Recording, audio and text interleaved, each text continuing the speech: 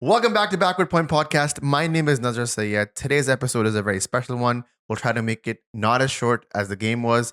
Today we're talking about India versus South Africa. In South Africa, the second test match, which ended up in a win for Team India. With me, as always, is my brother and co-host, Bashar Sayed. Hello, everyone, and welcome back to Backward Point. Why do you always sound like you're surprised that you're on a podcast?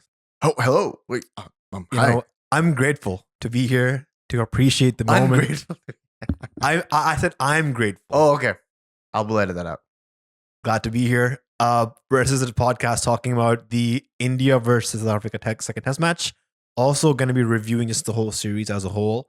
But I think in an effort to discuss more cricket outside of Pakistan cricket, we're here talking about the India series. And oftentimes when we talk about India, we can trigger a lot of Indian fans who listen to us. It's maybe something that you say, something that they don't agree with, and the comments reflect the same. So we're hoping you can, take a chill pill, enjoy the podcast, don't take anything too personal, because ultimately it is our opinion, and we are entitled to ours, and you're entitled to yours. Yeah, we try to be as impartial as possible, even though there is obviously going to be a Pakistan cricket bias. That's the cricket that we like. That's the cricket that we support. And, Pakistan and India having a rivalry, there will be opinions that the Indian fans will not appreciate. That doesn't mean you go and bombard our comments. I can already hear the clickety-clacks of the podcast before they even started. And I just want to know how, we genuinely have really, really good fans, because even the Indian fans and people who genuinely like our podcast listen to it throughout. And it's always that one-off comment that we make. Like, I think in the previous podcast, it was a Q&A podcast. Somebody asked us what our favorite moments to watch in cricket is, just to cheer yourself up and you'd be like, oh yeah, you know what? My team isn't doing well. I'll just watch this to feel better. And I said as an offhand comment that I love that Australian spell against India where they bowled out India for 36 all out. And boy, that was like a 30-second remark and we just had a little chuckle about it. Comments are brutal. You guys really listen to the whole thing for us to slip up, don't they? It's almost as if they're listening for us to slip up. Yeah, and then now we're just going to give them a whole 35, 40-minute, barrage of content so you guys can enjoy it. But again, like I said, they're going to have opinions that you're going to agree with. We're going to have opinions that you don't agree with. One thing that we all can agree with is that we love Virat Kohli, so that we can just get that out of the way. And we're not here to compare Viru and Babar at all, so you can get that out of the way. But we're going to be having comments. We're going to be having some criticism for Rohit Sharma as a captain, as a batter. And we might be agreeing and disagreeing with your opinion. So just fasten your seatbelts for this one, because this is going to be a really, really interesting one. Let's get into it. With that being said, India win the second test match by 7 wickets. A historic test match in the context of test cricket, in the context of judging pitches. This test match was the shortest test match recorded in test match cricket history. Lasted only 642 balls, which amounts to about 107 overs. Lasted only 1.5 days of the 5 days allocated for a test match. So, as you tweeted, the Indian boys getting match fees worth of 5 days for only playing 1.5 days. Always work smart, guys. And this is the shortest test match that has happened in the last 92 years. The previous best was Australia versus England at the MCG in 1932. So I'm guessing everybody in that playing 11 is dead. So RIP, guys. Not to start from like a very morbid place, but India kind of have a knack of getting the opposition out for really low totals. In the past 12 months, they've done it a few times. Most notably Sri Lanka in the Asia Cup final. They got them all out for 50 odd. And again, South Africa is bowled out for 55 in the first innings of this test match. And again, Mohammad Siraj with the wickets. Mohammad Siraj is on fire. He knows how to clean it up really quick. And we should talk about that because he had one of the most special spells that I've seen in test match cricket in a very long time. And 6 or 15, those numbers speak for themselves. The average is what? Not even 3 on that. Less than 3 average. Like he took that. That's just amazing.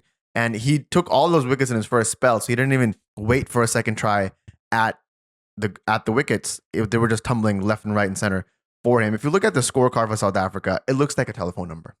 Like from top to bottom, it is not what you want to look at if you're the captain of South Africa. Temba Bavuma, he's sitting out this test series. He's gonna be like, I'm glad I'm out.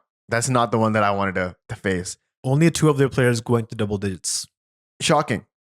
And you can, I mean, shocking at the same time, it's not that surprising because if you ever played with a tennis ball, when you play with a tennis ball, when you play cricket with a tennis ball and you're bowling at good length, the ball usually bounces a lot more. And you almost have to play it on the back foot, even if it's on the good length or even if it's a bit more fuller. This is what was happening on this pitch in South Africa. It felt like they were playing tennis ball cricket. All the deliveries that were bowled on good length that got nicked off, it was high up on the shoulder of the bat or on the glove. And it just felt like you had to play every ball on the back foot. You had to play every ball like it was a short delivery. And it's tough because you're a batsman, you have instincts, and the best batsman in the world was playing the test match and he really couldn't get it started either. So, just a nothing pitch or a too much pitch. Like I don't know where I am on the spectrum of how this pitch was rated, because at one hand I do second and support what Rohit Sharma was saying. There is a bias in the ICC against pitches in Asia versus pitches in SENA countries.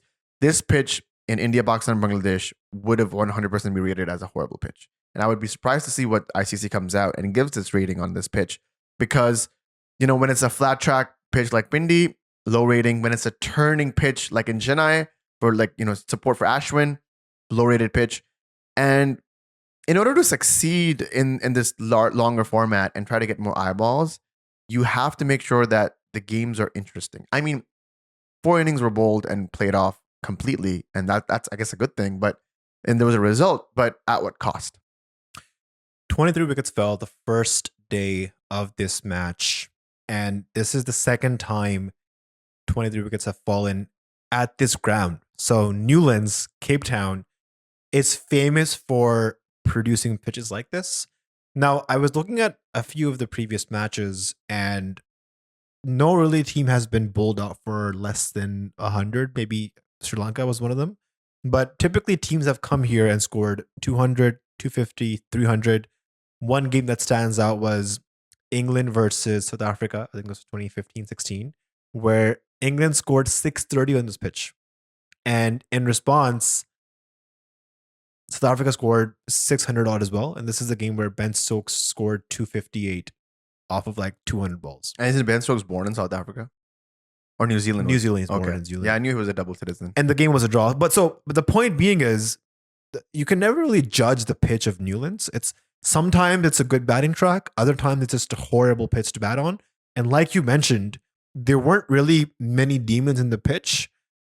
It's funny because we're here talking about how there's bounce, it's unplayable, the ball's hitting the shoulder of the bat and the gloves. At the same time, Aiden Markram is scoring a century. Virat Kohli was the top run scorer of the first innings. So I guess if you're experienced and if you can judge the conditions, if you can adapt to them, you can score runs. But just horrible for a test match to finish in 1.5 days. If you look at it from like a commercial point of view, there's 5 days of a test match, so people are buying tickets of 5 days. There's broadcast rights, there's advertisements. So lots of stakeholders get impacted when a test match, especially when India's playing, finishes in 1.5 days rather than the 5 days that's allocated to it. Do you think the pitch was poor? I think it's a tough question. You would have loved to bowl in that. Well, if the match is finishing 1.5 days, there's something wrong with it, right? If everybody's getting nicked out, I think it's the pitch with the conditions that was helping swing and seam. And then also, just to be very honest, there was a lot of skill at display. Kagiso Rabada was bowling really well. Siraj, the first inning was unplayable. Bumrah, the second inning was unplayable. So a lot of good bowling, a lot of not good bowling. As in, there wasn't a lot of poor bowling. Right, so they were bowling good for the most part. You've already pissed off the Indian fans. Green shirt. I guess I'm wearing blue and you're wearing kind of a dark green. Green shirt guy has bad opinions. He doesn't know what he's talking about. He's drunk. I can already hear it. In the test match, there was only one bowled out. That was Shubman Gill by Rabada. And that ball stayed low. And there was one run out, which was, I just saw that. Who was it? It was Mohammad Siraj who got run out by, is it Berger or Berger? This is Dutch. I don't know. Yeah, I'm not sure exactly how to pronounce that name. That just tells you that everybody else was either nicked off or caught out, or LBW, like I said.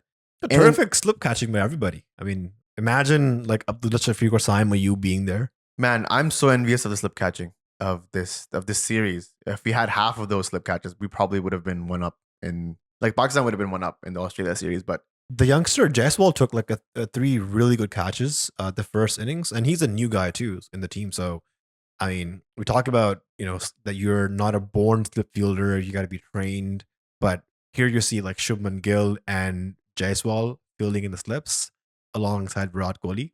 So there's somewhat of a technique involved where if you can get that right, you can be a good slip fielder.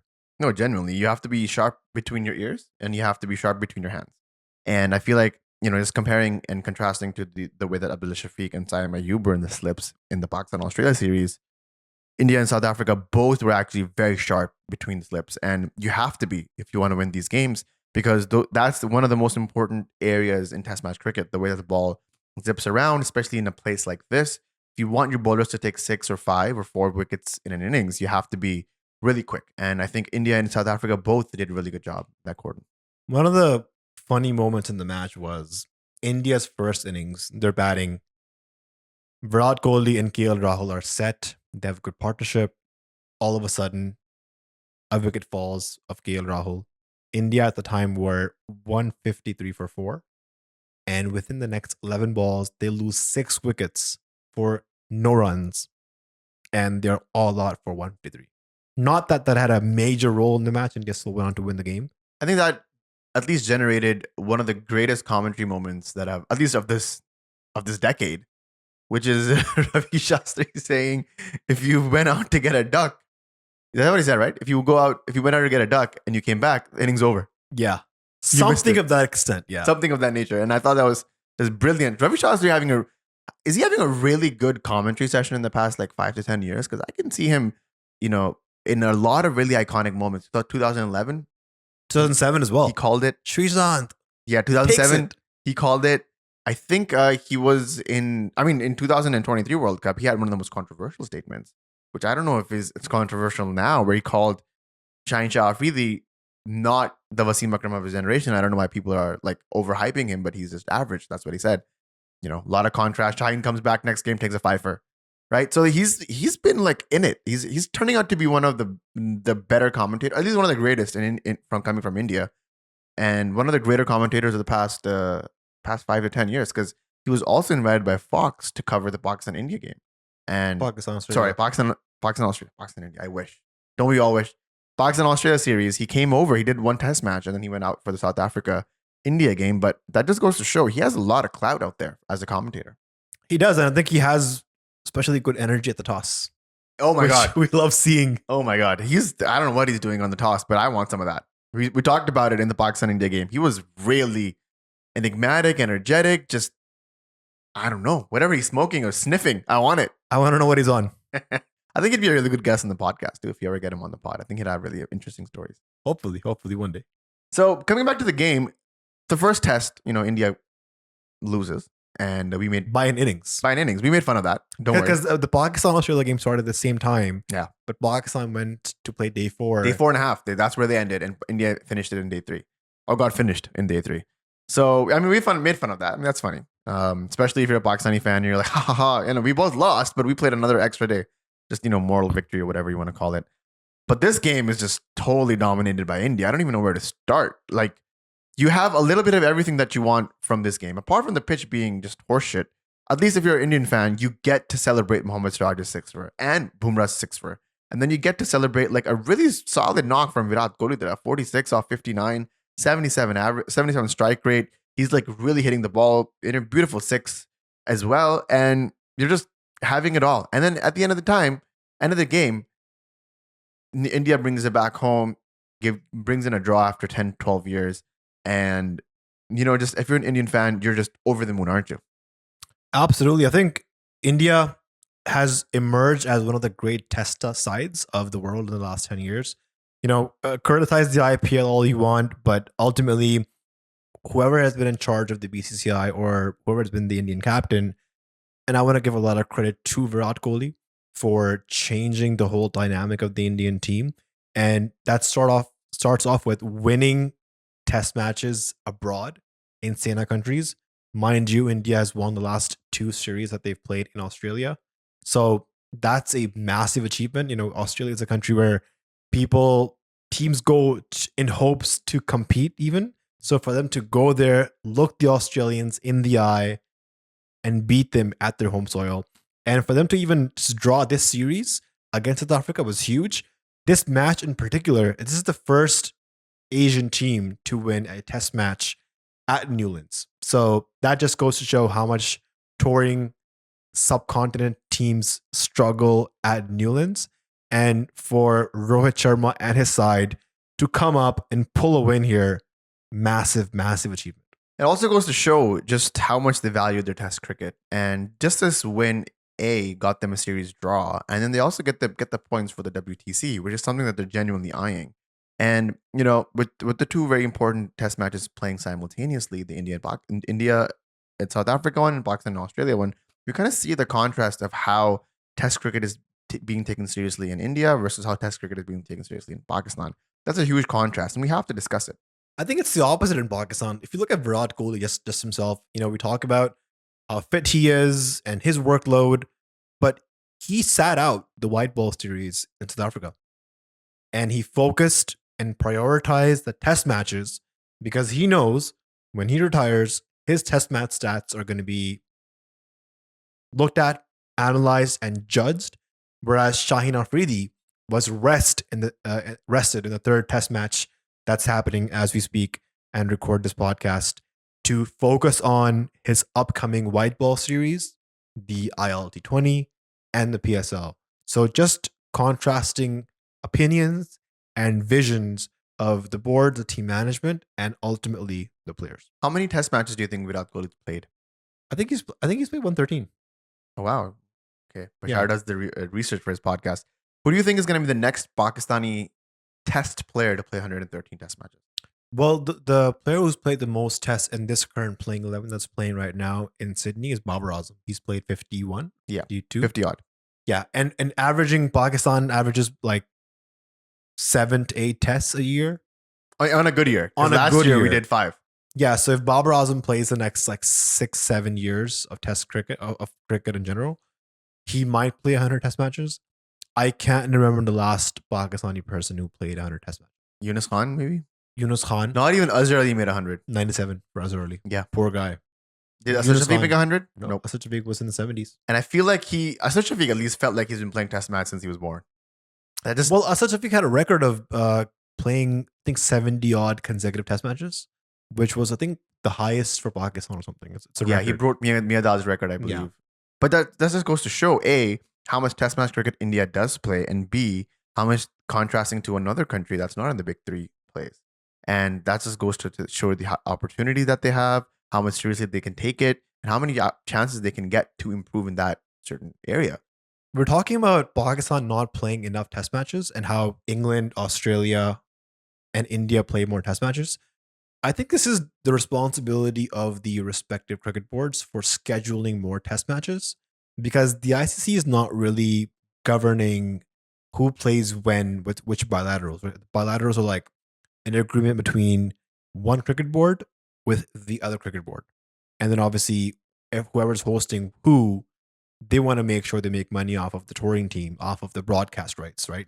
That's why we're seeing more T20s and more wide ball cricket versus test match cricket. I can't even remember the last time Pakistan played a 4 or 5 match test series. Right? This is a really interesting conversation because I was just hearing Batafas talk about this, and I think it's been a very long time since Pakistan played a 4 match series. But that being said, I just want to ask, India is the richest and biggest test playing nation in the world. Does it not have the onus to play other teams apart from the big 3? So not England, not Australia, not South Africa even. What about Bangladesh? What about Ireland, Afghanistan? Does it not have the onus to lift test match cricket in those nations which don't get the eyeballs? Because maybe in Ireland, Zimbabwe test match gets no viewers compared to what this test match would. But if Ireland plays India for a 2 match or a 1 match even, they get exposure, they get the money, their board gets lifted. Or maybe it's not in the interest of the BCB, or not the BCB, the BCCI to have that. I think when it comes to that, you have to look at it from a competitiveness point of view. If India's playing Australia or England, it's one of the most competitive series out there. But if India is playing Ireland or Zimbabwe, firstly, who's watching that? Secondly, are they even going to be competitive to go past day 2, day 3? Right. So I think it's because of all of those aspects where we don't really see the big three playing any of the other teams in Test cricket. And I think it's a debate to have. But it's a good debate to have right now because this test match, which was supposed to be one of the two stronger nations of India being the strongest, and then South Africa can hold their own. They won the first test match. This test match lasted a day and a half. So we're literally talking about the survival of test cricket as it goes. And because India has the highest stakes, has the highest revenue, generates the most money for the ICC, if they don't take a stand, will it just be the top 3 teams playing test cricket forever then? That's it. Because T20 has sort of democratized the game. We have 24 teams playing the T20 World Cup in 2024. Am I right? The 24? Well, 20 odd at least. 4 groups of 5 each. So 20 teams. Yeah, okay. Still a lot more. It's the biggest T20 World. It's the biggest World Cup being played with as many teams as possible. So that's good. We see that.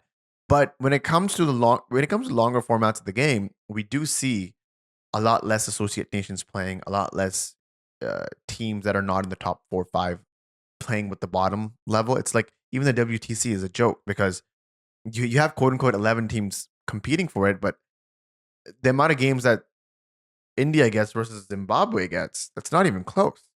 So how do you even manage that? You know what I mean? I think Michael Holding had this idea of, to keep Test cricket alive, you need to have divisions and leagues within the top 12 teams, like maybe have Division 1, Division 2 in Test cricket, and then relegate teams or promote teams from divisions so there's actual stakes involved.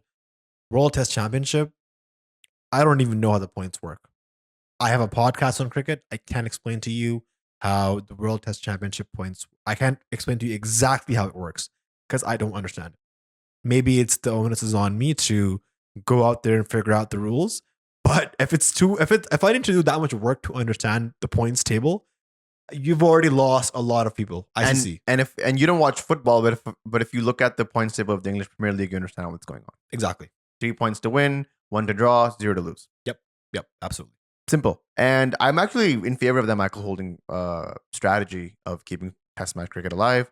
Maybe you have a top 6 and a bottom 6, and you regulate teams and promote teams as they perform. But if it's going to be a championship and if it's going to be a league type situation, one team is just not playing the other team, right? Unless it's a final or if it's a do or die situation where they have to. And it's becoming so blatantly funny that the ICC, the not the BCCI per se, but like the ACC, for example, or Asian Cricket Council, they're finding ways to have as many occurrences of these two teams battling each other out. And it's just so obvious what everybody wants, including the members of, the team members, the staff, the organizations. It's very clear what they want from these two teams. Pakistan, India is the team, by the way, I'm talking about. If I could be as blatant as possible. It's just, I feel like that is what's missing. The cricket's greatest rivalry has not played together in a bilateral series in over 10 years. And, if you want to keep Test match cricket alive, you got to put those stakes on. Even if it was an India-Pakistan Test match that lasted a day and a half, it would have pulled higher numbers. It would have garnered a lot more respect. It would have garnered a lot more viewers. Ads would be off the charts. The ad slots the 30-second ad slot would be like so expensive and overpriced. Everybody would have made money, but that's not the case. And I don't know whose onus this goes on, who's responsible for this. But all I know is, we might not see Test cricket the way that it's played for more than 10, 15 years. Like my son is 3 months old. He may be, when he comes to my age, he may be talking about Test cricket as a dying art, the way that we talked about 60 over World Cup cricket in the 1970s. And it's sad because there is an opportunity to save it. And I feel like we're missing out. I think the onus is on the cricket boards, so BCCI and the PCB. The PCB, I think they want to play, but the BCCI is reluctant. And that's because of the direction from their government. So the ICC really has no say in this, unless they're hoping that, Pakistan and India go to the World Test Championship final. We may not ever see Pakistan and India play a test match. And that's just the reality of the situation. The 90s, I mean, we've just totally, ran on a tangent that's not the Australia versus India game. I promise to bring it back. But this is the last point I have to make on this particular issue, and then we can, finish off the test review.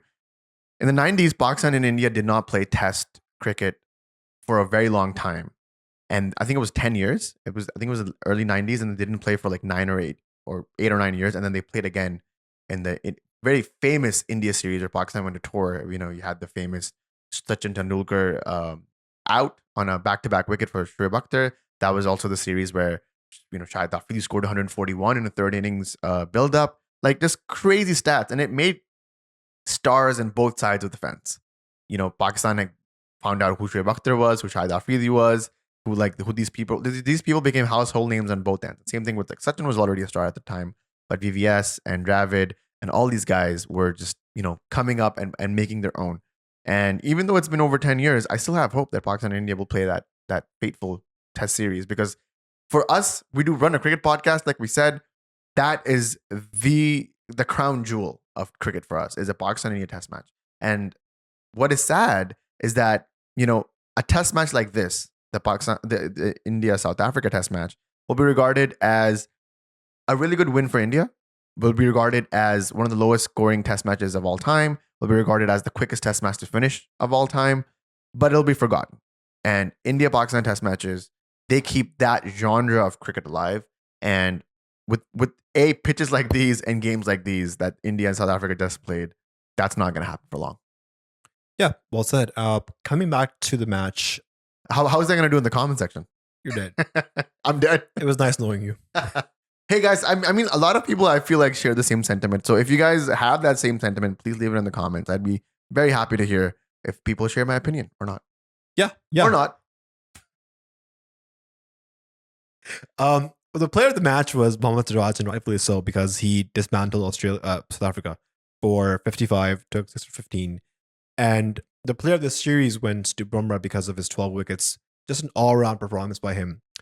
And this performance by Bumrah has triggered a question in my head. We're talking about this in the Discord chat as well.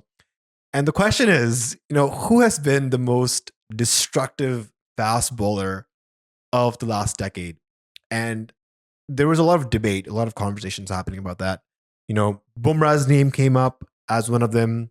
Pat Cummins, Mitchell Stark, Jimmy Anderson maybe. But I think for me, and this is not because I'm a Pakistani and I can't pick an Indian, but genuinely, I feel like Kagiso Rabada is one of the best bowlers of the last decade. He has, at the tender age of 28, 506 wickets at a bowling average of 24. His strike rate in test matches is just below 40, I reckon. Yep, it's 39.2, which I think for the amount of wickets he has is the best amongst any fast bowler. So, in my opinion, of all conditions, I think Rabada has been one of the most destructive bowlers. Bumrah could have been up there in the list. He has been a bit injury prone. But again, for him to even come back from a lower back injury, back-to-back lower back injuries, and be back at bowling 140 pace with that accuracy being India's spearhead, I think Bumrah's name is definitely in contention. But for me, bowlers like, Rabada, Stark, Cummins, maybe even Mohammad Shami would be in that list. Siraj, a bit too early for him. He hasn't been playing for the past 1 decade. But I think, Shami would be an Indian bowler that I can name. Who would you think is one of the most destructive pace bowlers of the last decade? Have I missed any names there? Mitchell Stark? I mentioned Mitchell Stark. But I think Mitchell Stark just been, maybe not in terms of the same numbers that Kagiso Rabada. I was just pulling up Rabada's numbers and wow, 506 wickets? That's insane. I did not have that on my bingo card for this decade for Rabada picking up. And he's just 28. Yeah, he has at least 6 more prime years to go. Bowlers can bowl at 35. That number is going to go up. I would say it has to be Mitchell Stark. He's a 2-time World Cup winner, 2-time even, I think, T20 World Cup winner. World Test Championship winner. World Test Championship winner. He has, like I said, the gold and silverware to back it up. Mitchell Stark, he bowls in the right areas. He has that gravitas. He has that personality. He has that bad boy Australian flair as well. And, not to take anything away from Rabada. Rabada is a genuine class act. And, will go down as one of the greatest South African bowlers. That's a tough list there. You got Stain, you got Intini, you got Pollock, Philander, Morkel, Callis, and to be among those names, you're genuinely one of the best in the world. But for me, it just edges for Stark. The flair that he has, the attitude that he has, I just love that. And he has the numbers to back it up and the gold wear. So why not? So you're saying, yeah, just because Stark has the silverware, the trophies to back up his performances, he is better. But I think we're talking about some of the best fast bowling trios in the world, and we said that right now Cummins, Hazelwood, and Stark are the best. But a lot of people would argue that Siraj, Bumrah, and Shami are not too far behind. And this is such a big shift because when we were growing up, it was always the Indian batters that were some of the best. But which is still funny because Indian batters are still some of the best. Yeah, but now their fast bowling is good. I mean, I remember like back when Irfan Pathan came in the scene and he was bowling 140 kilometers, that was headlines. Any bowler in India who would bowl 140, that would be major headlines. You know who was bowling with Irfan Pathan at the time? Was it RP Singh? RP Singh, Munaf Patel. There was Zahir Khan. Zahir Khan. Zahir Khan was quick too, if I'm being honest. He was quick when he came on initially, but then he just gained a lot of weight towards the end and he lost his genuine pace. There was another Indian bowler who bowled the last over of the 2007 final. Joginder Sharma. Was that Sharma? Yeah. No.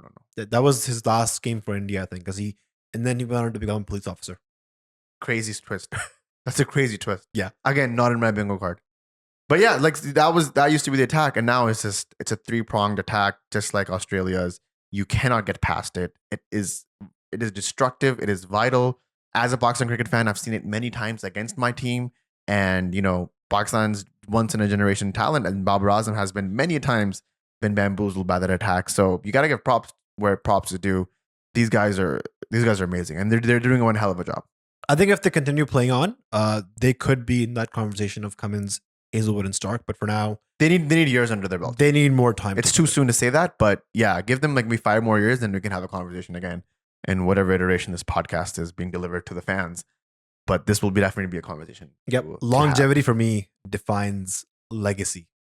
We didn't talk about Aiden Markram's magnificent century. Honestly, a fighting century. He started playing T20 at one point. 2 sixes, 17 fours, 103 strike rate, 106 runs off 103 balls. That was the only fighting effort in the second innings from South Africa to bring a total of 176, even give them an 80 run or 79 run target to defend or try to defend. As soon as India comes back to bat, Jaiswal sort of, sets the tone in the first delivery, hooks it for 4, and you already knew that they were going to finish this off and as soon as possible. They finished it off in 12 overs, the run rate of 6.66, Devil's number. And Aiden Markram plays the innings of his lifetime. Aiden Markram has sort of risen up and become one of the great South African batters. Like, what is your opinion on that? In recent times, he's been stepping up his game, but he's an opener. I mean, if he's really that good, maybe he should be at like number 4 because that's where the best batsman of the team plays. Like Smith plays at 4, Kohli plays at 4, Babar plays at 4. I don't know, but why'd you say it like that? I don't see that. You're pandering to your Indian audience. So you've sold out. So I mean, Markram has been good. I think he's definitely been playing really well for the past few months. But again, longevity because he needs to catch up to a Graeme Smith, to an AB de Villiers, to a Hashim Amla, and there's still a long way to go. He has the ingredients in him to get to that level, and for him to score 100 on this pitch where nothing was happening. For the batsman. Rohit Sharma said to get any target on this pitch would have been challenging. So, and he was sort of the difference because take his 100 out, and South Africa have been handed an innings defeat here. So kudos to him. One more thing I wanted to talk about was Dean Elgar. This was his last test match for South Africa. He has retired from the format, and the only format that he was sort of playing in. He was also captain of the team. Finished his career at 86 test matches, 5,347 runs, 1,400s, 250s, an average of just below 38. And I think for an opener, these are pretty respectable stats. And he was also captaining the last series, which is, I mean, Temba Bavuma's injury comes in a fortuitous time, or fortuitous time. Sorry, not fortuitous. Fortuitous time for Dean Elgar, and he finishes off in a high, a test match draw. Wins the first one. He scores a century in the first game as well. He's coming off with a good one, a good way to end a career. We got David Warner on the other side. The Pakistan Australia series also seeing his international days off. I think it's the end of a very long and beautiful era of test match batters, and we got the likes of Aiden Markram and the others in the South Africa team. New names, honestly. Who's Tony? Tony did. I'm so sorry. People who had to hear that in the car are like just banging their heads on the steering wheel. Tony DeZorzi. Who the hell is that guy? Who are you, Tony? Nobody knows. Nobody knows. I think it's a pretty fitting time. I mean, considering that Warner and Elgar have retired and Saim Ayub and Jaiswal are up and coming. Debuting. Yeah. They're up and coming at this stage. It was Jaiswal's fourth test, but they're still up and coming talents. Something really funny about Jaiswal's first class stats: 19 games, 33 innings, 10 hundreds, only 350s. That's crazy. So 13 times he scored a 50 and he's converted it to 100 10 times. That's crazy. That's really good. Ridiculous numbers. Another question. Who is Tristan Stubbs? Oh, Stubbs. I saw him in T20s. I saw him play T20Is and a few leagues. He's a genuine six hitter. Why is he playing number 4? I'm not sure why he's in test matches. Why is he playing number 4 for South Africa? I'm not sure. I want to see more of his first class numbers. Horrible series, or horrible game at least, for Tony DeZorzi. Ugh. Tony DeZorzi and Tristan Stubbs. This is a tongue twister. I implore our viewers and listeners to say that out, those both names at the same time. Tony DeZorzi and Tristan Stubbs. They did 1-1 in the second innings, and in the first innings they did 2-3. So you know what? Doesn't look good for them. So do you finally have some empathy for Wasimbai when he calls Van der Dusen Van der Dusa? Bro, the amount of money that Wasimbai gets paid for his gig, you know what? Do a little homework, guys. Honestly. I had one more thing to talk about. Oh yeah. South Africa announced their tour for, I think it's a New Zealand Test series. Yeah. What, 14 uncapped players or something like that? Totally. Out of the 15 that's going. It's their B string team. And I think it's because they're trying to focus on the SA20. The SA20. Thoughts behind things? Bro, what do we got? I don't know what to say. We did a whole spiel on the death of Test match cricket, and then South Africa does this. So, I mean, I understand like there's a white ball, World Cup coming up for T20s, and you might want to play the SA20 for practice, but Test cricket still has to be the pinnacle. You would never see Australia send their B-string test team or India send their B-string test team anywhere. Whether it be Ireland, Namibia, PNG, I don't care. Just Test cricket has that respect. You have to play your best of your best because Test cricket is the elitist format, right? To get there, there's a lot of hard work, there's rigorous training, there's journeys that people need to conquer. Amar Jamal just is a perfect example. Exhibit A. Do you think this South Africa have set up a norm now? Is this going to be what's going to happen in the future? Well, I hope not, because Test cricket, it's still one of my favorite formats. I love to sit and watch, and it's a format that has lots of twists and turns, and I want to see the best players playing it at the highest level. My heart says no, but my head says probably yes. I think this is a good place to end it. Guys, thank you guys for even watching it all the way through. I know there's a lot of angry people already in the chat. We love you guys, just to be sure. We get a lot of really personal remarks, which I think is a little unfair because we're just talking about cricket here. But if you guys agree or disagree with us, feel free to let it out in the comments. I literally read all the comments and I will reply to it if you're in for a conversation. I'll do it. But if you're just being mean, then I'll ignore you. And I think this was pretty nuanced. I think we touched on a lot of areas. Congratulations to India for sealing off a test win, really iconic win, and sealing off a test series draw. It's always impressive when away teams do that, and India being the best in the world, we expect nothing less. So last time that India was in South Africa, I don't know if you remember, but there was a lot of funny reviews that didn't really go India's way, and we saw India being very frustrated With the DRS. with the DRS. Yep. Technology curse. Virat Kohli was screaming in the stump mic and being like super sport. I remember that. Iconic moments. Virat Kohli has some really memeable iconic moments. That one is definitely in You know, the top he's 10. really calmed himself down to how riled up he used to get back in his younger Especially when days. he was captain. That really like pumped his brakes. Yeah. I mean, I remember like up until 2015, every time he would score 100, he would like Ben Stokes it. Every time. Yeah. If you know, you know. Yeah. So I think my theory is that the 2017 Champions Trophy final, there was on your bingo card, wasn't it? People keep saying we bring it up a lot. I'm going to bring it up again. I think that's humbled Virat Kohli. I think it's his wife. I think his wife's really transformed him into. You know what? As a married man with a child, I would say that really does humble you. I'm not nowhere near as the greatness that Virat Kohli is, but you know, I'm the Virat Kohli of this house, and I'm humbled. But you're the Virat Kohli of this house. You know that. Leave it in the comments if you actually think that he looks like Virat Kohli. We get so many people saying that, and then the one short that we made about this on Instagram and YouTube, you can check it out. We actually did a side by side, and people got pissed. Yeah. Like, who the hell told this guy that he looks like Virat Kohli? You guys did. It was the fans. We didn't like make it up. Oh well. On that note, guys, thank you for watching this episode. Please don't cancel us. Patreon questions, comments, sign up on Patreon. You know what? I will do this before we leave.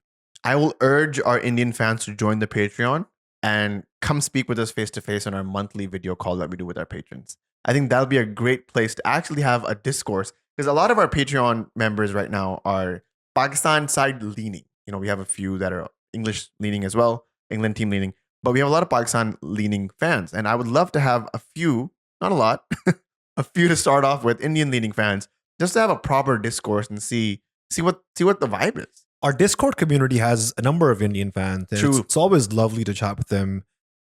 And I think they've also found a space to talk to other Indian fans about cricket. I love talking to Indian friends. I have a lot of Indian friends here in Canada in our cricket team. We play with a lot of them as well. Yeah. And I love having that discourse with them because I follow Indian cricket pretty closely.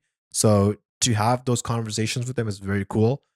Kavish from Patreon says about the pitch, he said that Rohit Sharma said it correctly. He said that if this had happened in India, the cricketing world would probably want to ban the venue.